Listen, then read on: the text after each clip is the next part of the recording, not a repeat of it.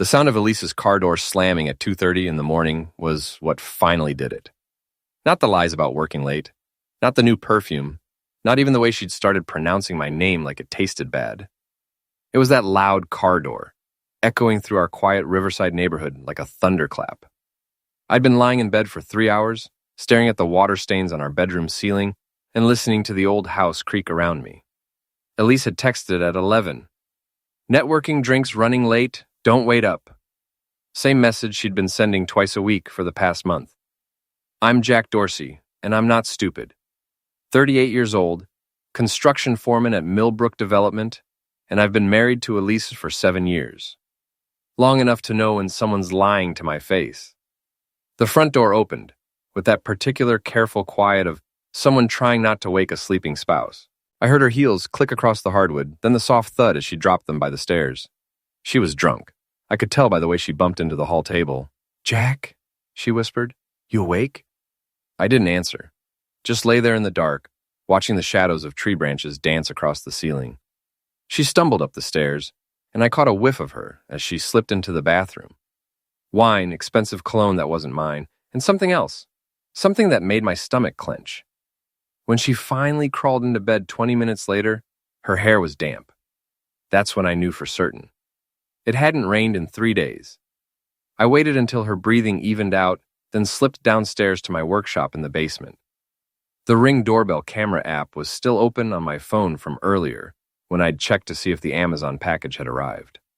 I scrolled back through the night's recordings, my thumb shaking slightly as I found the timestamp.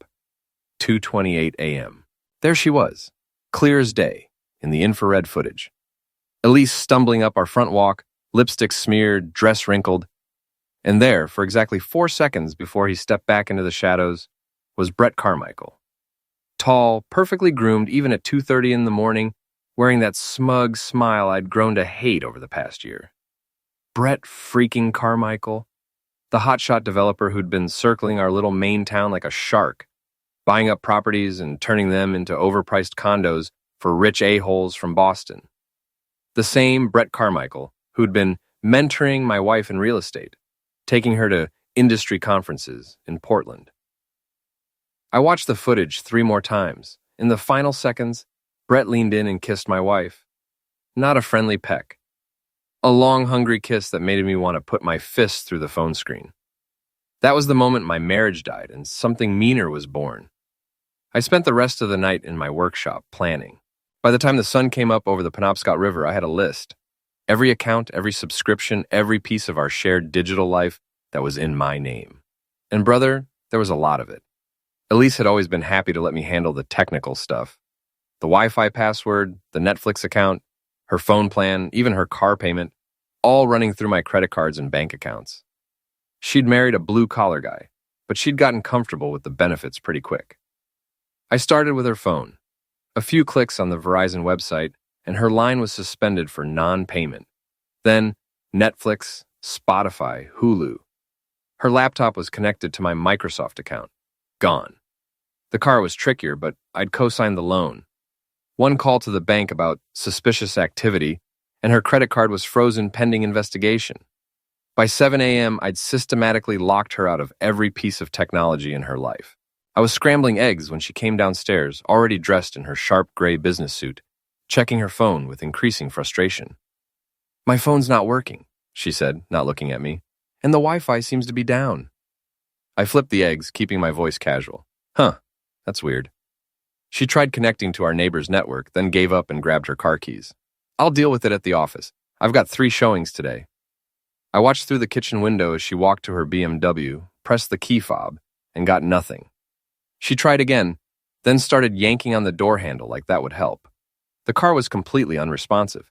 I disconnected the battery at 5 a.m. while she was still sleeping off her guilt. She stormed back into the house, heels clicking like machine tool fire. "Something's wrong with my car." I turned around, spatula in hand, and looked her straight in the eye. "You wanted freedom, Elise? Here it is." The color drained from her face. For a second, I saw something flicker there, fear maybe, or recognition. Then her mask slipped back into place. "What are you talking about?" I set down the spatula and pulled out my phone, queued up the Ring camera footage. Want to see what you did last night, or should I just send it to your boss at Millbrook Realty? She went very still. Jack, I can explain. I'm sure you can. You've always been good with words. I pocketed the phone. But here's the thing, sweetheart. I'm done listening. The Floodlight Bar hadn't changed in 20 years, and that was exactly why I loved it. Dark wood, dim lighting, and the kind of bartender who minded his own business. It was where working guys like me went to drink away the day's frustrations and where the town's gossip network operated at maximum efficiency.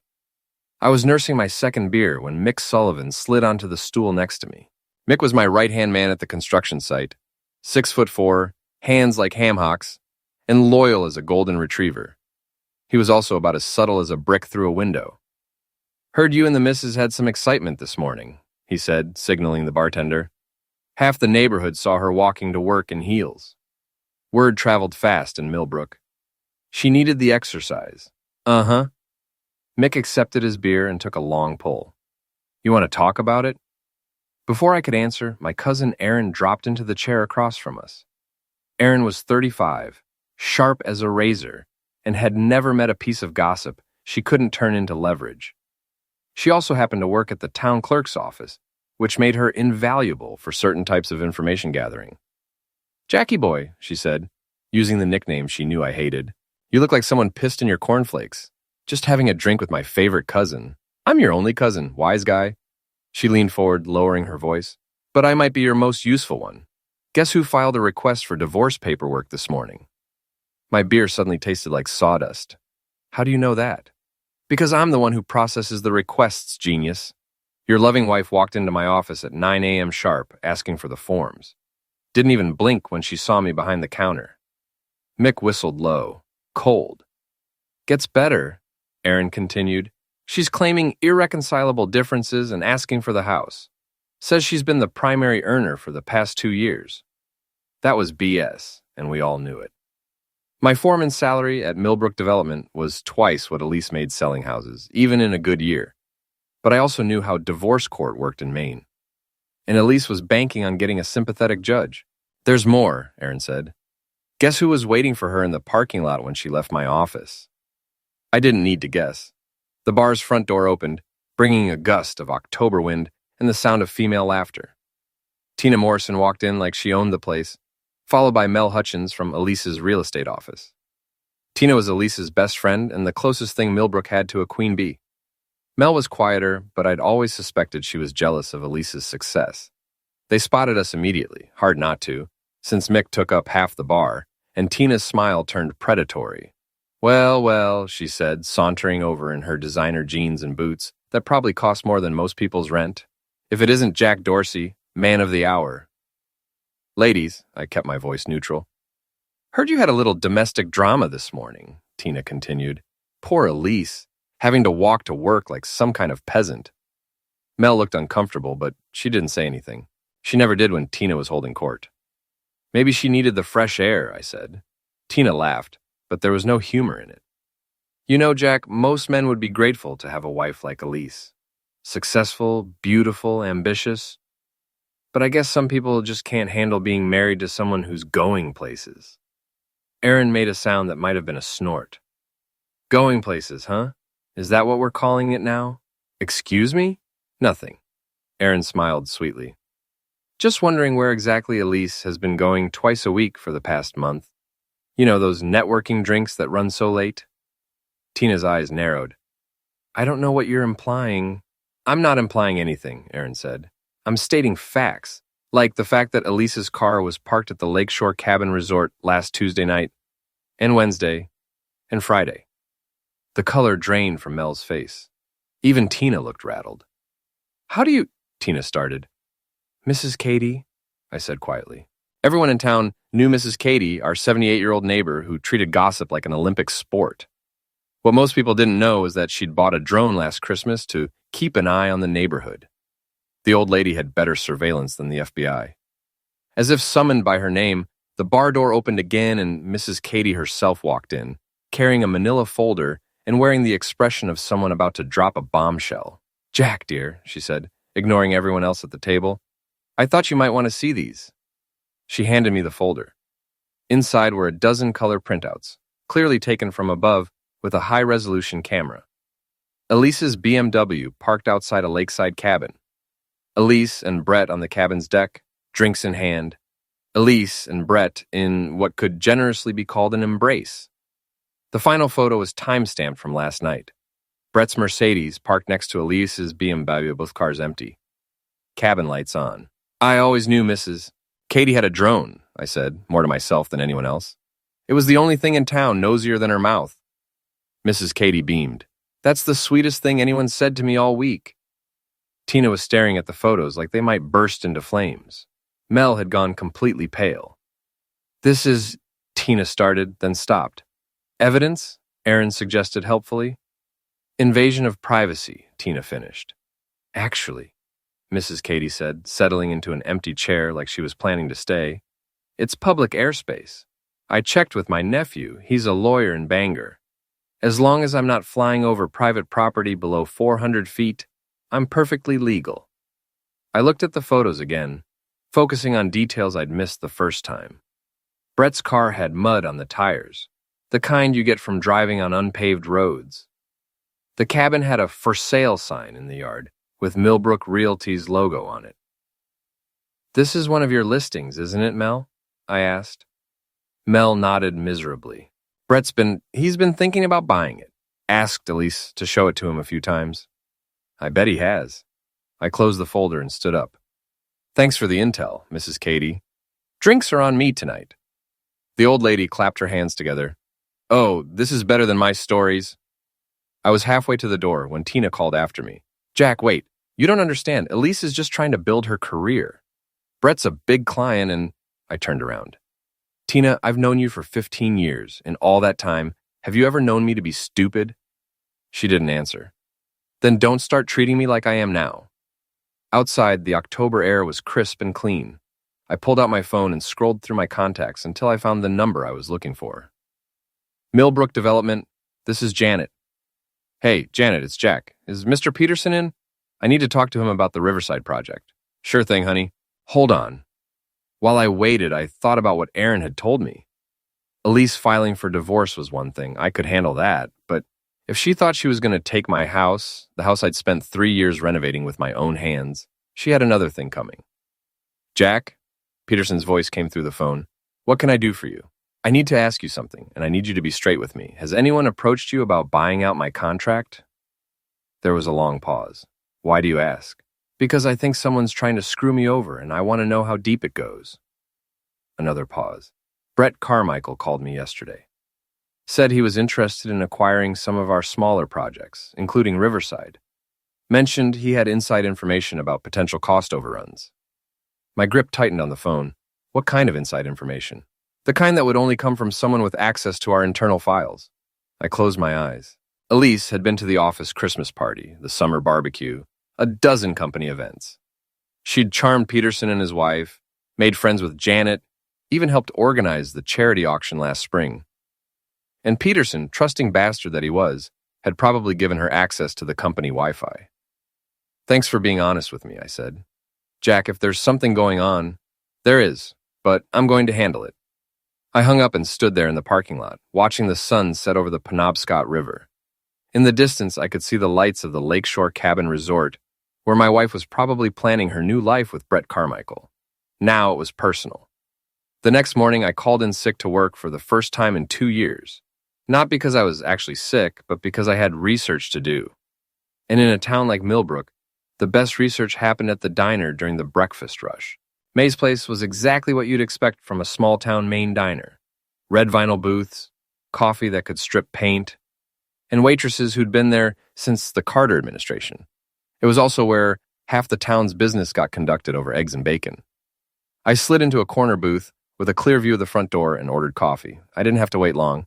Brett Carmichael walked in at exactly 8:15, like he owned the place. He was wearing a $1,000 suit and Italian leather shoes, looking about as out of place as a peacock in a chicken coop. He spotted me immediately and had the balls to walk over. Jack. He slid into the booth across from me without being invited. I think we need to talk. Up close, Brett was everything I wasn't. Manicured nails, perfect teeth, The kind of tan you only get from expensive vacations. He was also nervous. I could see it in the way his eyes kept darting toward the door.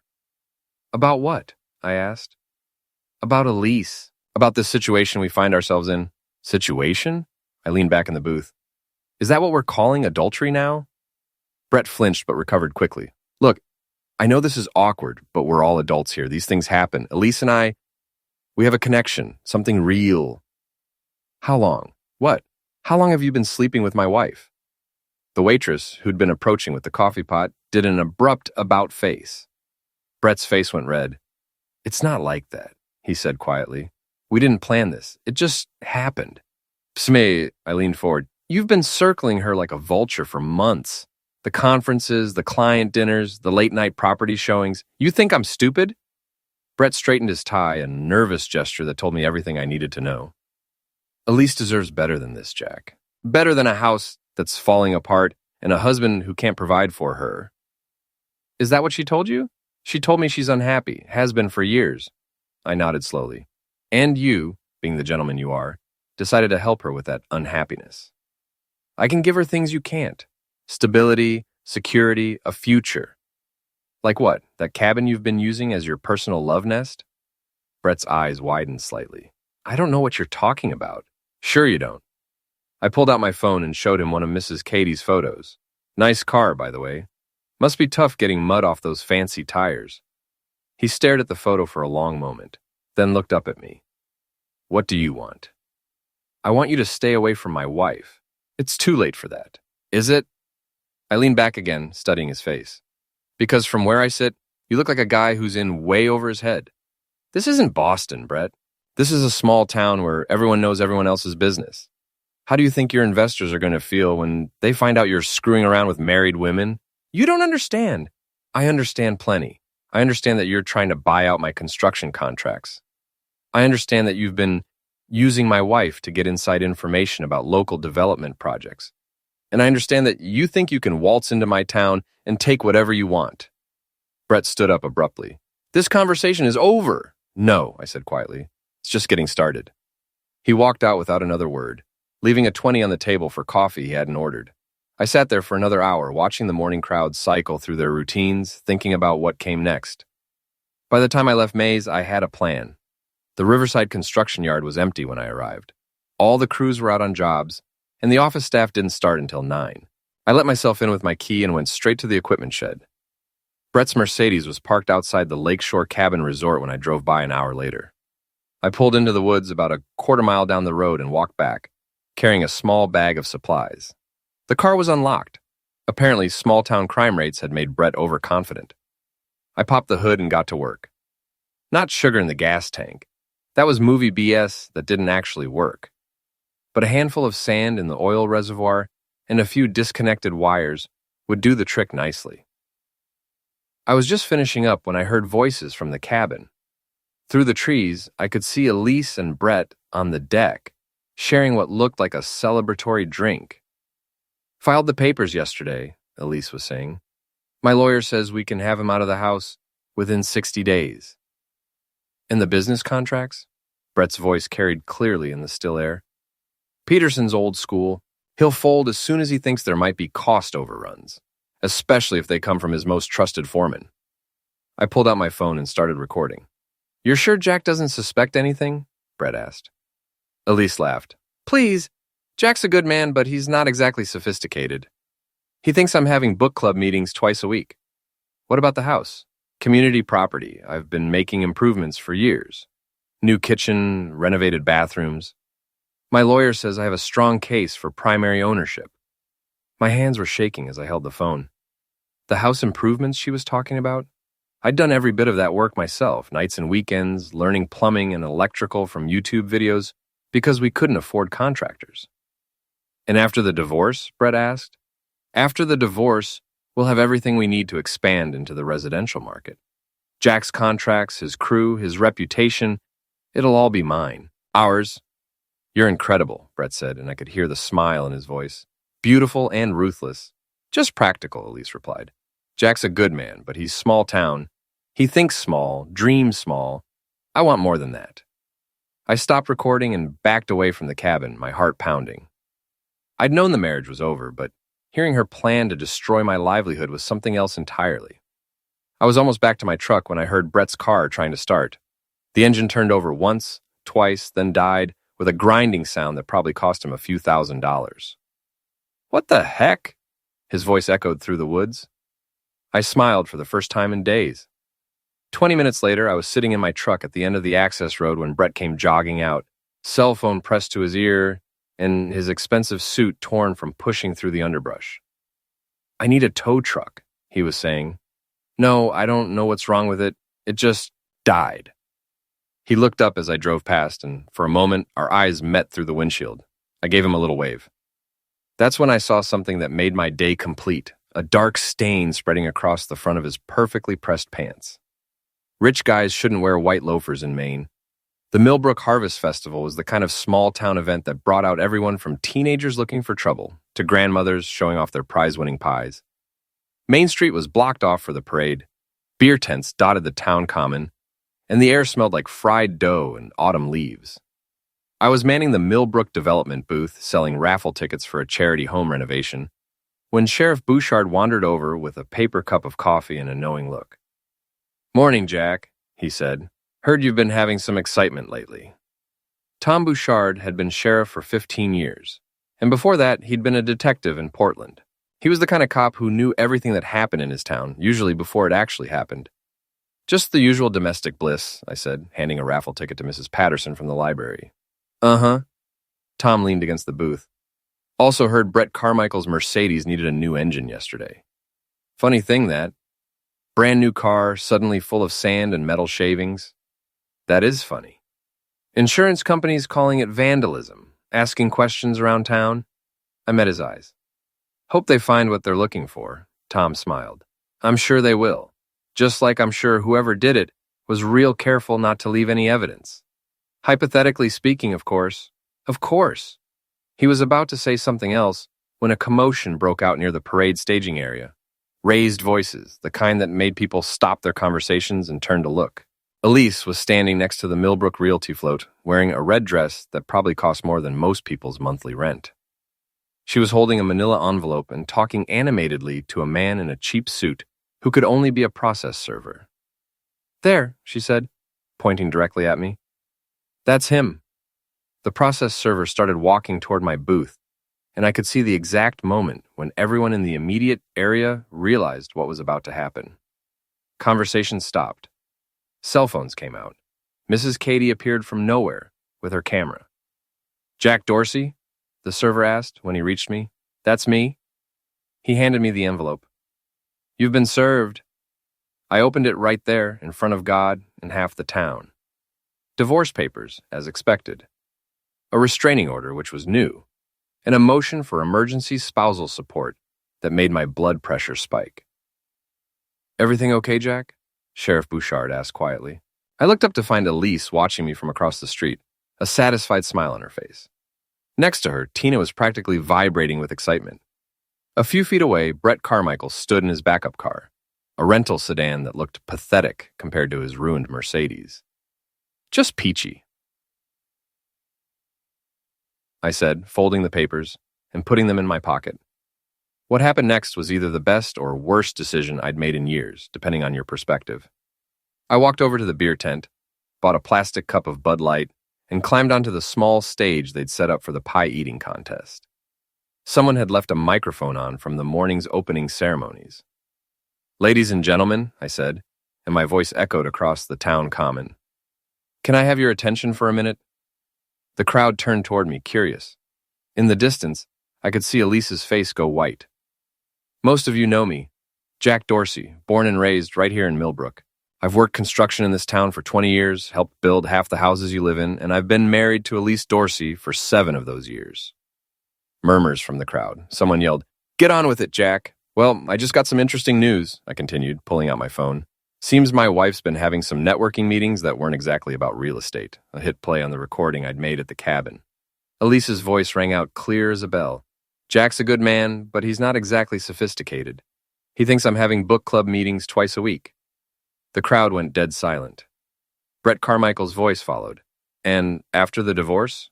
After the divorce, we'll have everything we need to expand into the residential market. Jack's contracts, his crew, his reputation, it'll all be mine, ours. I stopped the recording and looked out at the crowd. Every face was turned toward me, and most of them looked shocked. In the distance, Elise was pushing through the crowd, trying to reach the stage. Now, I'm not telling you this to embarrass anyone, I said into the microphone. I'm telling you because I want you to hear the truth before you hear the lies. My wife is about to tell you that I'm toxic, that I'm controlling, that I'm trying to destroy her career. But what she's really trying to destroy is me. Elise reached the stage and tried to grab the microphone. Jack, stop this. You're drunk. I'm not drunk, sweetheart. I'm just done pretending.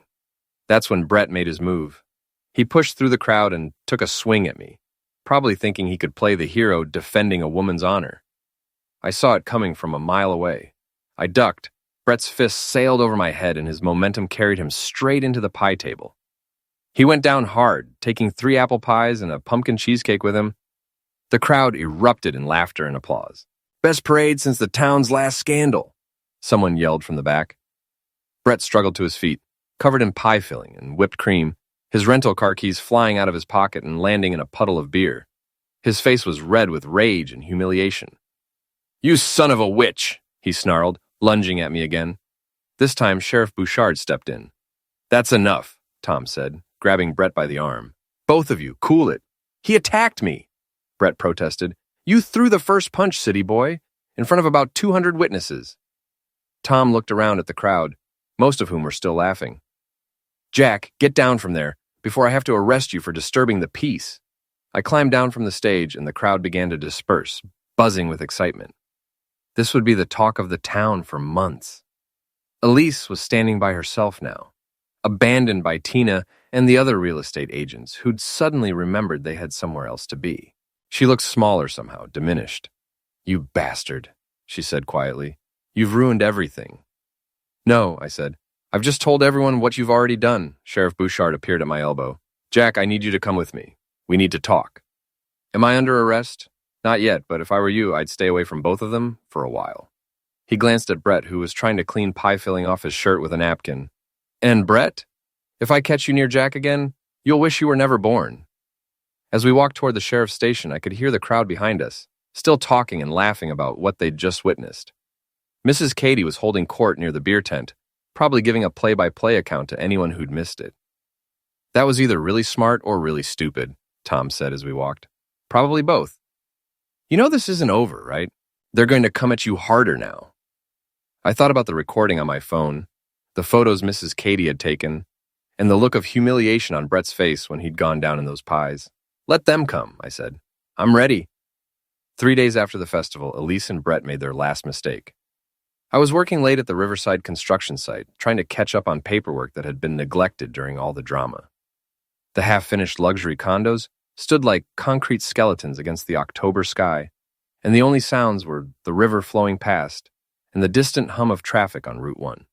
I should have heard them coming, but Brett had traded his rental for something quieter, probably figured he needed the element of surprise. I was in the site trailer, updating project schedules, when the door burst open. Elise came in first, looking nothing like the polished real estate agent I'd married.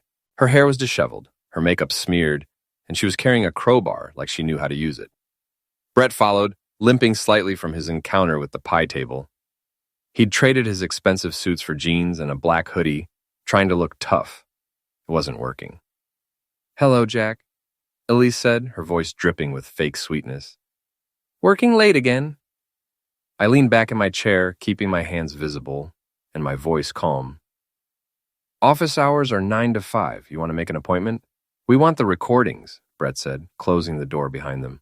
All of them. What recordings? Elise laughed, but there was no humor in it. Don't play stupid, Jack. It doesn't suit you. The audio from the cabin, any photos you might have, anything else you've been collecting. And if I don't? Brett pulled out his phone and showed me the screen. It was a text message thread with someone called MK, probably his lawyer. Domestic violence charges, he said. Stalking, maltreatment, destruction of property. We've got witnesses who will say you threatened Elise at the festival. What witnesses? People who care about money more than they care about you, Elise said. You'd be surprised how many friends you lose when someone offers them enough cash. I thought about Tina, about some of the guys from work who'd been acting strange lately, about how quickly people could turn when their mortgage payments were on the line. So here's what's going to happen, Brett continued. You're going to give us everything you have, and then you're going to disappear. Leave town, start over somewhere else. In exchange, we don't press charges. And if I refuse, then you go to jail, Elise said simply, and I get the house anyway. I stood up slowly, my hand still visible. You know what the funny thing is? I actually loved you. For 7 years, I thought we were building something together. We were, Elise said. I was building a future. You were just too small to see it. Small, I nodded. Yeah, I've heard that before. That's when I triggered the fire alarm. I'd installed it myself 3 months ago, after OSHA had cited us for inadequate safety equipment. It was connected to an automatic door locking system. In case of fire, all exits sealed to prevent the spread of flames to other parts of the building. The shrieking alarm filled the trailer, and I heard the distinctive click of the magnetic locks engaging. What the heck? Brett started. Fire drill, I said, raising my voice over the alarm. New safety protocols. We're locked in until the fire department gets here. Brett ran to the door and yanked on the handle. Nothing. Elise was pulling out her phone, but the metal trailer was acting like a Faraday cage. No signal. You son of a witch, Brett snarled, turning back to me. Turn it off! Can't. It's on a timer. Should reset in about 20 minutes. That's when Brett lost it completely. He came at me with his fists, and this time there was no pie table to break his fall. I caught his first punch and twisted his arm behind his back, slamming him face first into the filing cabinet. His phone went flying, skittering across the floor and cracking against the wall. Here's the thing about construction work, I said, keeping his arm pinned. It builds real muscle. Not the kind you get from a gym, but the kind that comes from lifting steel and swinging hammers 10 hours a day. Elise was backing toward the corner, the crowbar raised but shaking in her hands. And here's the thing about small towns, I continued, pulling Brett's car keys from his pocket and tossing them into the industrial paper shredder. Everyone knows everyone else's business, including Sheriff Bouchard, who's been watching both of you for the past week. As if on cue, I heard vehicles pulling up outside. Car doors slamming, voices shouting over the alarm. Jack, Tom Bouchard's voice came through the door. You in there? We're all here, Sheriff, I called back. Just having a friendly conversation. I let go of Brett, who slumped against the filing cabinet, holding his twisted arm. Elise had dropped the crowbar and was staring at the door like it might explode. The fire department's here, Tom yelled. They're going to override the locks. Take your time, I said. We're not going anywhere. Brett looked up at me, his face pale with pain and fear. You broke my arm. Nah, just sprained it. I know the difference. The alarm finally stopped, and I heard the locks disengaging. The door opened, and Tom Bouchard stepped in, followed by 2 deputies and a very confused-looking fire chief. Evening, folks, Tom said, taking in the scene. Someone want to tell me what's going on here? They broke in, I said simply. Threatened me, demanded I turn over personal property. Brett attacked me with a tool. I pointed to the crowbar Elise had dropped. That's not, Elise started. Ma'am, Tom interrupted. I'm going to need you to step outside, both of you. As the deputies escorted Elise and Brett out of the trailer, Tom lingered behind. You okay? He asked. Never better. This is going to get messy. You know that, right? I pulled out my phone and showed him the recording app that had been running the entire time. Not as messy as you might think. Tom listened to the playback. Elise and Brett's threats. Their admission of trying to bribe witnesses. Brett's attack. When it was finished, he shook his head. Jack, you are either the luckiest son of a witch in Maine or the smartest. Little of both, maybe. Outside, I could see Elise and Brett standing by the patrol cars, both of them looking lost and defeated. Brett was holding his arm and glaring at me through the trailer window. Elise was crying, real tears this time, not the crocodile tears she'd perfected for getting out of speeding tickets. What happens now? I asked. Now? Now they get arrested for breaking and entering, attack, and attempted extortion. The DA's gonna love this case.